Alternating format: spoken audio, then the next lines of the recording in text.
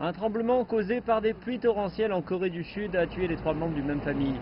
Ils ont parmi les victimes de ces violentes précipitations qui s'abattent sur le pays depuis la fin juin et qui ont vu Séoul séparé des autres zones voisines et plus de 5000 habitations privées et publiques, voire d'autres sites endommagés, voire détruits dans tout le pays.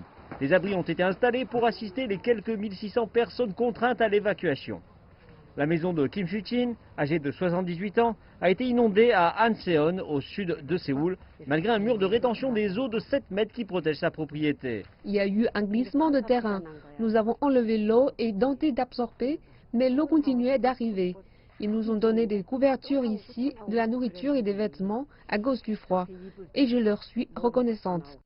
Kim Su-chin déclare que l'abri est calme durant la journée alors que les gens déblaient la boue de leur maison. Ils reviennent tous couverts de terre dans la soirée. La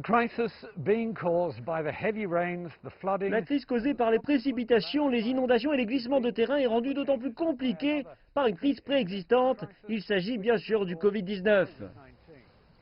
Cet abri, comme les autres, reçoit une désinfection routinière. Il y a aussi des protocoles pour assurer que ces abris de fortune intérieure ne deviennent pas des clusters du Covid-19.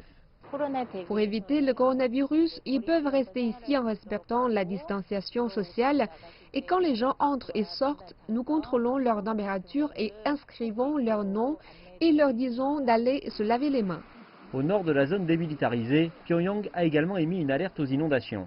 Les habitants qui résident dans une vallée montagneuse ou dans des zones basses de la ville doivent être conscients de cela et se préparer à des inondations dans les régions agricoles, mais aussi au risque de pertes humaines et de propriétés.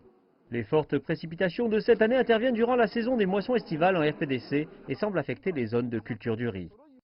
Il pleut toujours. Si cela continue, on risque de perdre 20 rizières et les champs de cette zone seront inondés. Et dans certaines parties de la péninsule, les pluies estivales sont les plus longues jamais enregistrées.